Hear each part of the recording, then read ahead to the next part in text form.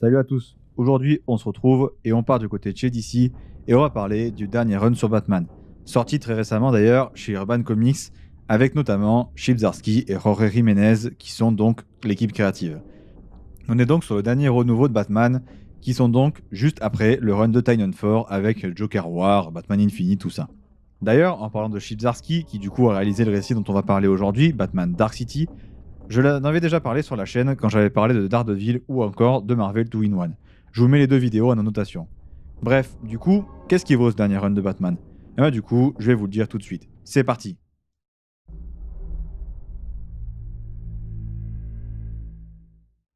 Il est rassurant de penser que le protecteur de Gotham est un maître technicien inébranlable ayant toujours 10 coups d'avance sur ses ennemis. Mais, si c'était le cas, le crime à Gotham n'aurait pas été éradiqué il y a déjà bien longtemps. L'homme derrière le masque fascine car il n'est finalement qu'un simple mortel, et le propre de l'homme est d'être faillible.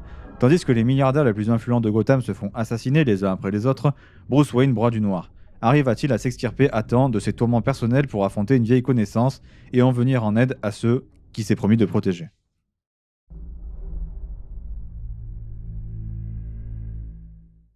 Ok, donc nouveau run sur Batman, fait par le mec qui a fait le dernier run de Daredevil. Franchement, c'est vraiment pas mal, on prend grave ça. Ok, c'est parti. Et en plus, du coup, dès les premières pages, on est quasiment face à un mystère qui, perso en tout cas, m'a mis rapidement dans le récit. Ça commence bien, tout ça, franchement, c'est cool. En fait, un des premiers trucs que j'ai remarqué, après ces premières pages plutôt convaincantes, c'est que Chip Zdarsky met à plat toute la continuité récente. Il ne l'ignore pas, comme ont tendance à faire d'autres artistes, au contraire, il en parle pour que tout soit clair, et que son run parte sans question en réel suspens, à part celle du coup que son histoire va mettre en place évidemment. C'est cool qu'il soit clair comme ça pose des basses scènes pour son run et du coup lui permet de démarrer sous les meilleurs auspices. Mais du coup, ça parle de quoi? Eh bien, si je devais dégager un thème central de ce tome, je dirais que c'est le fait que Batman est toujours prêt à tout et a un plan pour tout. Mais jusqu'où est-ce que ça va? Et surtout, est-ce que finalement, ça va pas le desservir et se retourner contre lui? À titre personnel, j'adore ce Batman. Et j'exagère même pas. Je parle du Batman qui anticipe tout, qui a un plan pour tout. Cette espèce d'être humain ultime en quelque sorte sur le plan de sa croisade contre le crime, mais du coup qui est complètement à l'ouest pour sa vie personnelle, équilibre mental, tout ça quoi. Comme notamment a pu le présenter Grant Morrison à certains moments de son run. Zdarsky le fait vraiment bien, exploitant à la fois des forces et des faiblesses de Bruce et de son humanité et de ses plans. Et d'ailleurs, dès le début du comics, c'est appuyé assez fort parce que Zdarsky envoie un message assez clair. Bruce Wayne délaisse sa vie personnelle pour se concentrer sur Batman.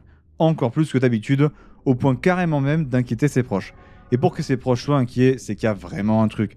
En plus que d'habitude du coup. Donc, dès le début, on voit que c'est très classique mais vraiment efficace et ça laisse surtout présager de vrais bons trucs. Derrière, le scénariste enchaîne donc son histoire et termine son intro. Et donc son premier numéro avec l'arrivée de Failsafe, son méchant du tome. Méchant plutôt intéressant, même si plutôt basique. C'est surtout l'idée qu'il y a derrière qui est vachement intéressante et appuie sur le côté de Batman qui se prépare à toutes les éventualités, qui est donc l'utilité principale en tout cas de ce méchant. Les bases posées dès le début du tome montrent le niveau de préparation colossal de Batman, mais surtout l'importance de sa mission à ses yeux. Que malgré tout ce qui lui est arrivé au fil des ans, il n'a jamais arrêté mais qu'au cours de sa mission, il a rencontré des personnes auxquelles il tient, qu'il veut protéger à tout prix, la Bat Family évidemment. Et du coup, vraiment, tout le travail autour de la Bat Family est vraiment excellent, il est vraiment très bon. On sent parfaitement les liens forts qui unissent les personnages des uns aux autres, et à quel point d'ailleurs ils tiennent les uns aux autres. Et du coup, il y a un thème principal dans le récit, entre autres, c'est le bonheur en tant que soldat slash super-héros. C'est vraiment pertinent et surtout central, et pas que pour le personnage de Batman. Comment trouver le bonheur? Est-ce seulement possible en menant cette vie, ou est-ce finalement un simple sacrifice au nom d'un hypothétique bien commun, d'une croisade qui, certainement, ne trouvera jamais de fin satisfaisante? À part ça, le scénario va plus loin que ce à quoi on peut s'attendre, notamment sur l'impact qu'il a sur lui-même. Je m'explique. Au début du run, il arrive quelque chose dans un personnage connu de l'univers de Batman. Derrière, on a tout un backup qui va présenter les conséquences de ce truc. C'est pas forcément toujours le cas en comics. Souvent, un méchant fait une dinguerie, Batman l'arrête, on passe à autre chose, et c'est même parfois comme si ça n'était jamais arrivé. Ici, c'est pas le cas, et du coup, c'est cool. On a un backup entre chaque numéro du run principal, si je me trompe pas, et au final, les backups sont plutôt intéressants. Et certes, ils coupent un peu le rythme, mais pas forcément de fou non plus, donc ça passe, et en plus, ça enrichit du coup ce début de run. Donc le récit est vraiment super bien amené et développé. C'est plutôt très cool en fait. C'est un espèce d'immense blockbuster d'action, mais qui est plutôt intelligent. Ça pète dans tous les sens, il y a des scènes d'action hyper prenantes toutes les 2 pages, mais le fond reste le plus important et le plus intéressant. Et du coup, pourquoi est-ce que ce fond il est intéressant? Car comme je l'ai dit, on parle du côté prêt à tout de Batman, mais surtout car au final, Zdarsky a décidé de prendre comme base le comics La Tour de Babel, qui est un comics Justice League de Mark Waid, où on voit tous les fameux plans anti-Justice League de Batman, c'est hyper connu, et l'autre source d'inspiration est, ce qui est à mes yeux en tout cas, ou ce qui a pu être fait de meilleur sur Batman, le run de Grant Morrison. Et là, je dis couillu, monsieur Zdarsky, grosse prise de risque, parce qu'essayer d'attaquer son run de Batman en prenant comme base les mêmes que celle du run de Grant Morrison, faut vraiment assurer derrière. Parce qu'autant vous dire que ce qu'a fait Morrison, je vois personne capable d'aller aussi loin actuellement. Mais bon, pourquoi pas, à voir par la suite. En tout cas, c'est vraiment une grosse prise de risque, et si ça donne quelque chose de bien, ça peut vraiment être exceptionnel. Mais du coup, évidemment, quand on mélange une des bases du run de Morrison et la tour de Babel, on obtient un récit avec des bases hyper solides et surtout intéressantes. On a donc une utilisation intelligente de la continuité de Batman, et ça régale. Dernière chose, on explore assez bien comment Batman se sort toujours de tout, et que, en fait, finalement, les vilains de Gotham, quand on y réfléchit, c'est un peu que des stops sur sa route en gros. Rien ne l'arrête jamais, et je trouve ça très réel, car si on regarde bien dans l'histoire de Batman, et encore une fois particulièrement dans le run de Morrison, au final, rien ne l'a jamais arrêté, et au final, tous les vilains ne font que le freiner.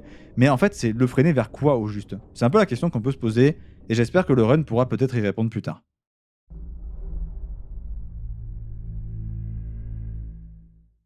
Niveau personnage de ce début de run, on est plutôt pas mal aussi. Rien de bien incroyable, mais du solide et du fonctionnel. Déjà, la psyché de Bruce et son entraînement sont cruciaux dans la façon d'écrire Batman dans ce récit. Forcément, encore une fois, les concepts de Morrison, tout ça, vous avez la ref, je vais arrêter de me répéter.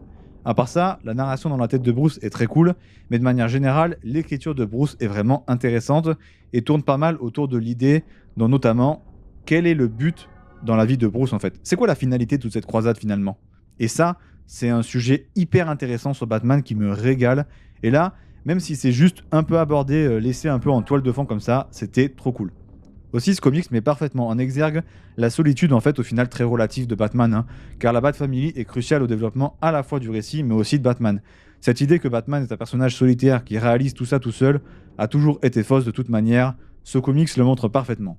Au niveau des autres personnages d'ailleurs, Tim Drake est de retour en Robin principal, c'est une idée intéressante, le perso est bien écrit et sa relation avec Batman est vraiment sympa.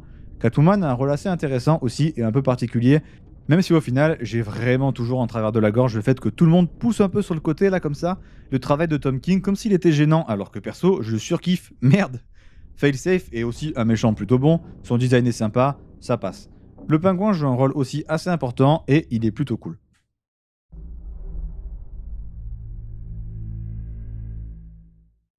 Bon, au dessin, on a Jorge Jiménez, et Jorge Jiménez, c'est un putain de crack absolu. Voilà.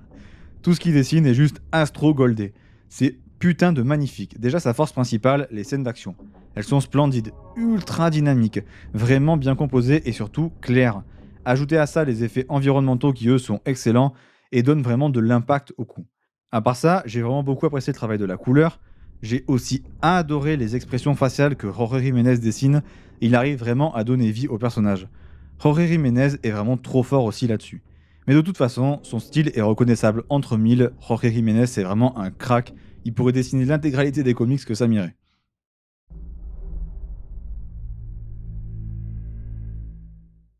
Bon, du coup, pour conclure, je trouve que c'est un bon début de run. Ça commence plutôt pas mal. Je vais clairement aller sur la suite. Si vous avez jamais lu de Batman, vous pouvez vous lancer là-dedans. C'est possible. C'est pas forcément le meilleur point d'entrée, mais ça passe. Vous serez pas forcément ultra perdu. Je trouve que pour l'instant, ce que fait Chip Zdarsky est pertinent. Juste, je trouve la pente qu'il est en train de prendre hyper glissante. Donc c'est soit c'est un scénariste ultra goldé, tout ça, et vraiment, genre, il confirme entre guillemets le talent qu'on lui connaît. Soit il va vraiment se rétamer parce que c'est ultra dur ce qu'il essaie d'entreprendre sur Batman si il va là où je pense qu'il veut aller.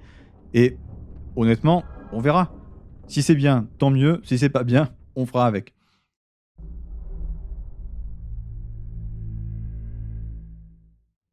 Bon, là franchement le conseil lecture me paraît plus qu'évident. J'ai beaucoup parlé du run de Grant Morrison sur Batman, je vous le conseille mais alors plus que fortement. C'est certainement pour moi ce qui s'est fait de mieux sur le personnage ever, en tout cas de mon avis. C'est clairement mon travail préféré sur le Chevalier Noir. Par contre sachez que je vous le conseille que si vous avez déjà du vécu dans la lecture de comics d'ici. Pas seulement Batman, hein. Certaines personnes sont vraiment allergiques au style de Morrison et c'est pas pour rien. Il a un style d'écriture ultra particulier. C'est vraiment pas facile à aborder et aussi, sachez dans quoi vous vous lancez. C'est long à lire, faut être focus du début à la fin. Vous comprendrez certainement pas tout à la première lecture. Faudra parfois faire confiance à Morrison sur la finalité de ses histoires, parce qu'en fait, il va vous perdre dans un voyage qui, du coup, va valoir 1000 fois le coup à la fin. Mais il faut vraiment pas abandonner au milieu. C'est souvent à la fin des arcs ou même à la fin du run, en fait, qu'on comprend ce qu'il voulait faire. Et au pire des cas, si vous ne comprenez pas, allez sur YouTube, hein, il y a des dizaines de vidéos qui parlent du run de Morrison en long, en large et en travers, qui expliquent tous les petits détails. Franchement, vous allez passer un super moment.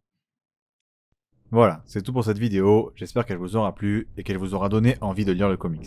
N'hésitez pas à liker la vidéo si c'est le cas, à vous abonner pour m'aider à faire grandir la chaîne. Je vous conseille également de me suivre sur TikTok où je poste très régulièrement des vidéos courtes où je vous conseille des comics à lire.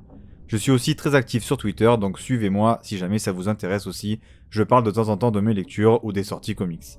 Sur ce, c'était Day One, et à dimanche prochain, 17h30 pour une prochaine vidéo.